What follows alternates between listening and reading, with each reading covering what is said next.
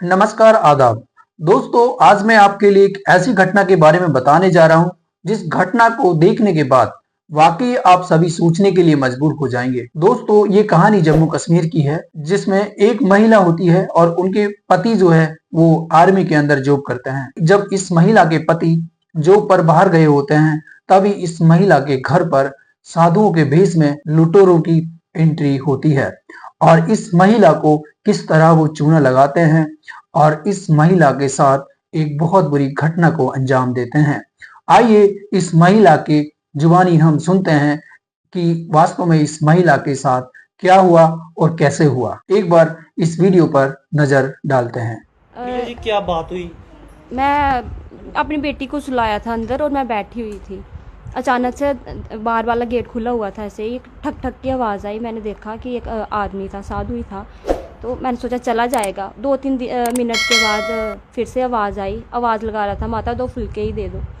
मैंने दरवाज़ा खोला, अंदर वाला बाहर गए। मैंने बोला क्या बर्तन चाहिए? कहता नहीं, मैंने खाना खाना, 2 फुलके दे दो। मैंने बाहर बिठाया उसको, बाहर बरामदे में ही बिठाया, मैट देकर उधर बिठाया, अंदर कुंडी लगाई और मैंने फुलके बनाए उसके लिए। कहता 2 बनाना। मैंने 4 बना के दे दिए। फिर वो अजीब अजीब बातें करने लग पड़ा। कहता आपके घर में सास ससुर भी हैं, आपका एक देवर है, आपके हस्बैंड जो है वो बाहर आर्मी में है, ये सब चीज़ें बताने लगा। फिर बोलता आपके घर पे बहुत बड़ा संकट आने वाला है, मैं इलाज कर दूंगा। मैंने बोला नहीं, आप जाओ यहाँ से, आपने खाना खा लिया, अब आप जाओ। बोलता नहीं, बहुत बड़ा संकट है, आपके हस्बैंड पे बहुत बड़ा संकट आने वाला है। किसी ने उसके ऊपर बहुत बड़ा वो करवाया हुआ है, तंत्र मंत्र वगैरह ये सब करवाया हुआ है।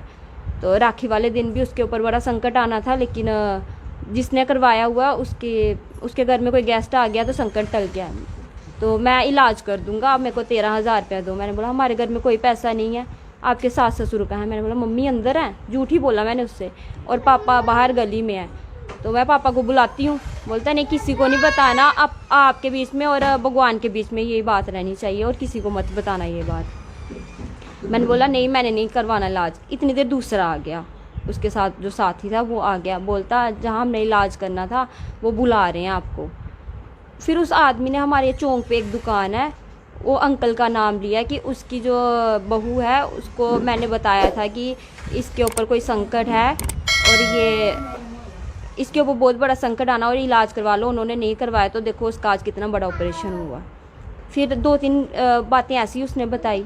फिर बोलता ठीक है, मैं 13,000 में नहीं 3,000 में आपका इलाज कर दूंगा। मैंने बोला हमने करवाना ही नहीं है, लेके आओ आप पैसे, हमारे घर में पैसे है ही नहीं, मैं कहाँ से दूँ।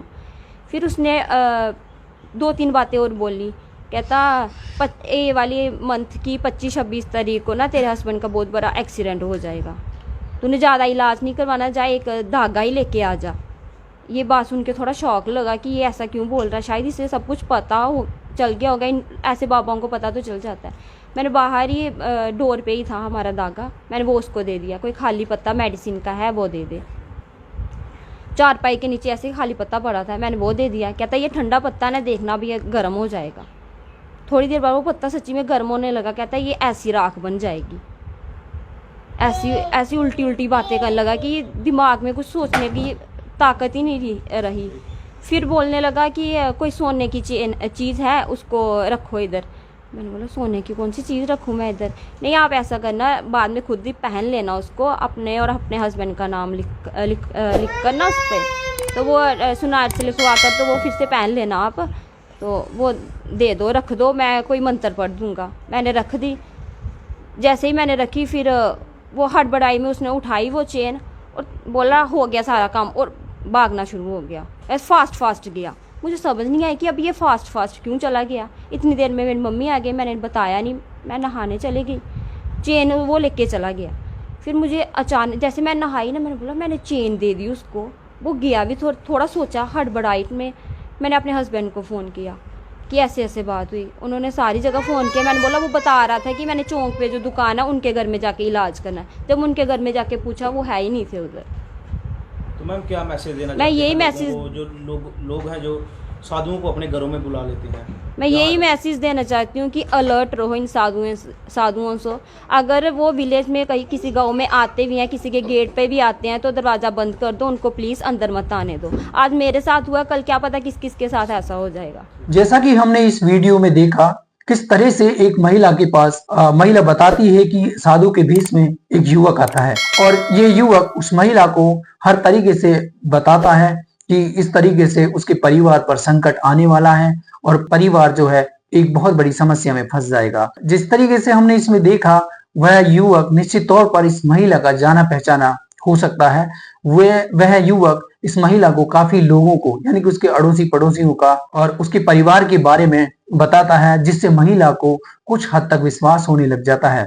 और जब ये महिला उसके चंगुल में फंस जाती है तो वह युवक उस महिला से धीरे धीरे उसके सोने की चैन को रखवा लेता है और अंत में उस महिला को बताता है अगर वह इस चैन को नहीं रखेगी तो अगले कुछ दिनों में ही उसके पति का भयानक एक्सीडेंट होगा, जिसकी वजह से महिला सहम जाती है और उस साधु यानी कि जो फर्जी साधु होता है उसकी बातों में आकर जैसा वह साधु कहता है महिला ऐसा ही करती है। और कुछ ही समय के बाद जब महिला अपनी सोने की चेन रख देती है तो वह साधु वहां से फरार हो जाता है। दोस्तों, इस घटना से मैं आप सभी से यही आग्रह करता हूं कि किसी भी साधु या फर्जी जो लोग हैं उनके बहकावे में न आकर किसी भी घटना का शिकार ना बने। ध्यान रखें अपना और अपने परिवार का। इसी के साथ मैं आप सभी से विदा लेता हूं। फिर मिलेंगे एक और ऐसी ही सच्ची घटना के साथ, लेकिन जाने से पहले इस चैनल को लाइक और सब्सक्राइब जरूर करें।